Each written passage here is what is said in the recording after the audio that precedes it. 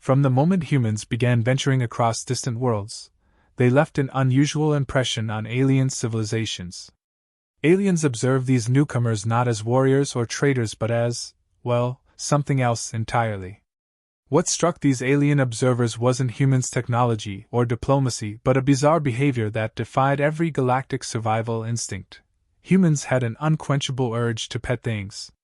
For a species used to regarding any unknown creature with caution or aggression, this human tendency seemed almost like madness. Reports poured in from all corners of the galaxy. Humans were reaching out with open hands toward creatures no one else dared approach. Some had soft fur, yes, but others had rows of teeth, barbed stingers, or even armored hides. Yet humans didn't seem to care about the potential dangers. They just wanted to touch, to connect. One report from a reptilian race described a human attempting to pet a swamp beast covered in scales as sharp as knives. The human, dressed in protective gear, crouched down and extended a gloved hand toward the creature, cooing in a low voice, as if trying to comfort it. The swamp beast, known to snap at anything that moved, slowly eased its claws back, mesmerized by the human's calm approach. The onlooking aliens were dumbfounded. In their culture, only trained beast handlers dared go near such creatures, and even then, from a safe distance. But here was a human, happily closing that distance, as if the beast were a mere pet. It wasn't just one isolated incident either. Across dozens of worlds, aliens observed similar encounters. A miner on a barren moon decided to feed scraps to a burrowing creature known to spit acid. Another report spoke of a human diplomat trying to tame a creature with more venom than blood by offering it a gentle scratch behind its armored head plates. This behavior didn't make sense to the aliens, who valued careful distance and respected the boundaries of dangerous species. They couldn't understand why humans treated these creatures with kindness and calm rather than fear. Rumors spread quickly, and phrases like, "They'll try to pet anything," echoed around the galaxy. What was once whispered in disbelief soon turned to baffled acceptance. Aliens across planets began sharing videos and recounting stories of humans attempting to bond with everything from venomous insects to robotic security beasts, always with that same look of fondness in their eyes. The more the aliens observed, the more they couldn't help but feel a peculiar sense of endearment toward humanity. Here was a species that, instead of recoiling from the unknown, reached out to it.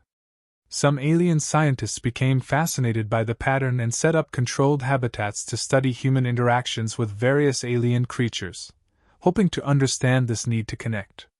They placed humans in close quarters with creatures that inspired terror across species, only to watch as humans knelt down, spoke in soothing tones, and offered gentle pats, as if no danger existed.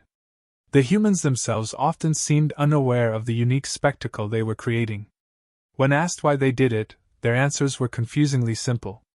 "It just looked like it needed a friend," or, "I thought it would be nice to pet it." Some said that it was instinctive, like they could tell when a creature wasn't truly hostile. To the aliens, this was incomprehensible, an instinct built not on fear, but on empathy and curiosity. They documented these observations with a mixture of admiration and disbelief. One alien scientist, a veteran of interspecies studies, was particularly confounded. In a council meeting, he remarked, "It's as if humans don't understand fear, or perhaps, they simply choose to embrace it." Curiosity over humanity's bizarre petting behavior had reached a peak, and the Galactic Council couldn't ignore it any longer. Driven by fascination, and perhaps a touch of disbelief, alien scientists proposed a formal experiment. If humans truly had a universal instinct to bond with creatures, they reasoned, surely there must be a limit. So, they set up a controlled environment on a research station orbiting a neutral planet, preparing a range of alien creatures from docile herbivores to predatory beasts with venomous stingers and sharp teeth. The experiment's goal was straightforward: put humans face to face with various alien life forms and observe. The council wanted to know, was there any point at which the humans would hesitate? Could anything scare them off? A group of human volunteers, curious and surprisingly excited, accepted the challenge without a second thought, seeing it as an adventure. When the first group of humans entered the habitat, Alien observers watched closely, eager to see humanity's instinct pushed to its limit. As they encountered the first creature, a slow, lumbering quadruped with small spines on its back, one of the humans immediately crouched down, extending a hand in what the aliens had come to recognize as the petting position. They moved cautiously, speaking in low, reassuring tones that baffled the aliens. The creature, initially startled, seemed to relax as the human's hand gently patted its side, causing it to emit a strange hum. The aliens noted this interaction, fascinated. But the real test had only begun. As the humans progressed deeper into the habitat, the creatures they encountered became progressively more dangerous. The next was a sleek, cat-like predator with razor-sharp claws and a notorious reputation for aggression. Aliens in the observation room watched in anticipation, expecting the humans to finally back down or show signs of fear. But instead, a human slowly extended their hand, whispering softly to the creature. The humans seemed to pick up on the creature's body language instantly, adjusting their movements to avoid appearing threatening. They waited patiently, letting the creature make the first move, respecting its space. Gradually, the predator moved closer, sniffing the human's hand before allowing itself to be petted, much to the shock of the watching scientists. With each new creature, the pattern continued. Humans showed an uncanny ability to read each animal's temperament, adjusting their approach to match. Where most species would rely on control or containment, humans responded with gentleness and patience. They never attempted to subdue or dominate but instead showed a willingness to adapt, treating each creature as if it were an equal rather than a threat. The Council had expected to see a breaking point, a moment when the humans would refuse to approach, but that moment never came. Even with creatures that emitted defensive spikes or creatures that hissed and bared fangs, the humans approached, undeterred and strangely calm.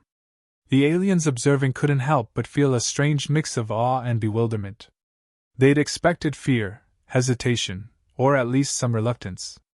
But humans, instead, displayed a fascination that bordered on reverence. One alien scientist muttered, "They don't try to control, they try to connect. It's almost brave."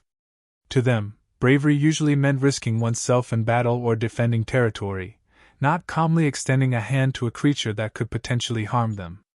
But here were humans, embodying a different form of bravery altogether, one based on understanding and respect. The Council's analysts began to document every interaction, studying the humans' behavior meticulously. What they discovered left them speechless. The humans seemed able to sense each creature's level of comfort, as if instinctively understanding when to pull back and when to proceed. They adapted to each encounter fluidly, finding ways to bond even with the most untamable creatures. No other species approached the concept of bonding in such a way. Most aliens only engaged with animals through enforced obedience or strict containment measures. But humans treated each creature as though it were a companion, no matter how dangerous. The Council members exchanged glances, trying to process what they were seeing. This human trait was more than mere curiosity. It was almost like a need to connect with everything, even when there was no logical reason to. They didn't reach out of foolishness, as the aliens had initially thought, but out of a deeper, almost instinctual empathy that defied explanation. In each interaction, the humans were showing a type of courage that wasn't based on force, aggression, or control, but on understanding, a bravery that took the form of extending an open hand to the unknown. The creatures, too, seemed to recognize something in the humans that they did not perceive in other beings. Where alien handlers used restraints or barriers, the humans needed nothing but their presence. Animals that would hiss, bare teeth, or lash out at anyone else were somehow soothed by the humans' gentle approach. Some of the scientists began to wonder if this bonding instinct was a part of what made humans uniquely resilient.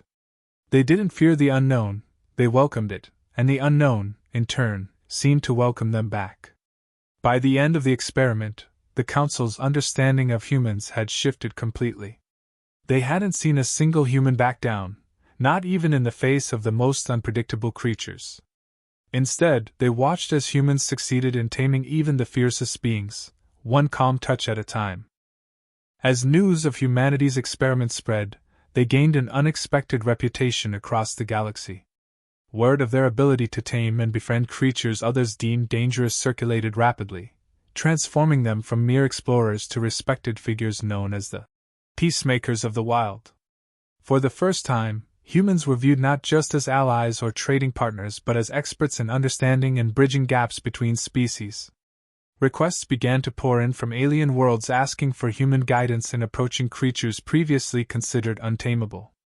The species that had once questioned humanity's strange urge to pet anything were now seeing them in an entirely new light. Where once they saw recklessness, they now saw courage. Where they once assumed ignorance, they now recognized empathy and wisdom. Human ambassadors, who had previously focused on trade or diplomacy, found themselves invited to demonstrate this unique skill.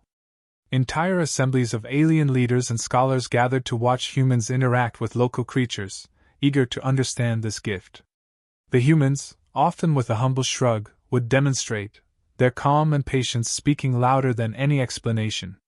To many, it was an inspiring revelation. Influenced by human interactions, some aliens began to try humanity's methods themselves. Though many struggled at first, trying to quiet their instinct to dominate or fear, some of the more open-minded civilizations found ways to approach creatures they'd once considered nothing more than pests or predators. Alien cultures that had always relied on restraint or control discovered a new way to foster trust with native species, albeit with initial hesitation and awkwardness. Observing the gentle patience humans displayed, they began to understand that strength wasn't only about physical prowess or superiority. It could be about empathy and respect as well. For some, the shift in perspective was profound. Species that had kept themselves at arm's length from the creatures of their own worlds began to experience a growing curiosity, not unlike humanity's. Where walls and barriers once kept local wildlife at bay, paths were opened for cautious and respectful interaction. What started as scattered attempts soon evolved into a movement among alien communities. Humanity had sparked a cultural shift across species, quietly and unintentionally encouraging an entire galaxy to look at creatures, and each other, with a bit more understanding. The Galactic Council, previously skeptical and even dismissive of humanity's ways, could no longer deny the impact humans had made. In a rare moment of unanimous decision, the Council formally acknowledged humanity's gift for connecting across species boundaries. They invited humans to take on a special role in intergalactic diplomacy, recognizing that humans had an ability not only to connect with creatures but to bridge divides between cultures. Their petting instinct was no longer seen as a quirk but as an invaluable asset, a gentle force that could foster peace and understanding across the stars. To humanity, this was an honor, but they responded with humility. Their representatives explained that this need to connect was simply a part of who they were. They never sought recognition, they merely believed that every creature deserved kindness and respect. The humans offered to teach others what they had learned about empathy and connection, subtly redefining how power and courage were viewed across the galaxy. It wasn't about dominance or force but about finding strength in understanding and compassion. Through their interactions, humans had shown that true power didn't lie in weaponry or control, but in their willingness to reach out, even to the unknown.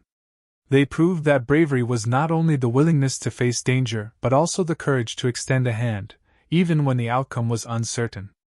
As they accepted the Council's formal recognition, humanity left a legacy of kindness and curiosity. They had changed perspectives not only about creatures but about relationships between species, uniting civilizations under a shared appreciation for empathy and respect. In a galaxy long accustomed to fearing power, humans had redefined strength. They'd shown that real courage lay not in conquest but in connection, and that this quiet strength could reshape not only individual creatures but entire worlds.